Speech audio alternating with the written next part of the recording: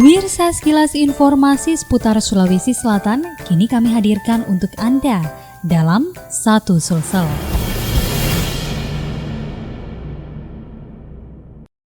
Pemirsa, siapa ya gubernur pertama Sulawesi Selatan? Nah lo, siapa hayo? A.A. Rifai yang menjabat sebagai gubernur Sulawesi Selatan sejak tanggal 13 Desember 1960 hingga 1966.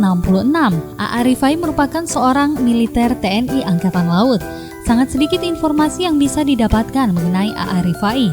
Karenanya banyak yang beranggapan jika yang menjadi gubernur Sulawesi Selatan pertama yakni Ahmad Lamo.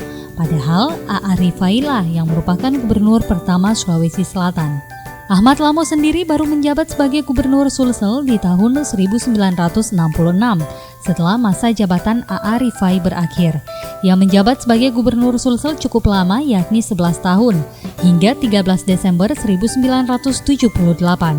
Saat itu ia juga pernah menjabat sebagai wakil ketua Majelis Permusyawaratan Rakyat periode 1977 hingga 1982 bersama rekannya Mas Huri Isnaini, Raden Kartijo, dan Maskur, dan saat itu yang menjadi ketua MPR adalah Adam Malik. Pemirsa, baik selama masa kepemimpinan A.A. Rifai dan Ahmad Lamo, masing-masing tidak memiliki wakil. Jabatan wakil gubernur Sulsel baru terisi di masa kepemimpinan gubernur Sulsel ke-6, yakni H.M. Amin Syam, tahun 2003, sebab saat itu sistem pemilihan gubernur telah beralih dalam penunjukan langsung parlemen ke pemilihan umum.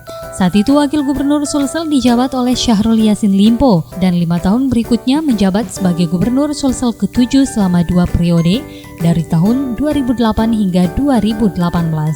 Demikian Satu Sulsel kali ini, saya Rini Amraini, tetap saksikan Satu Sulsel.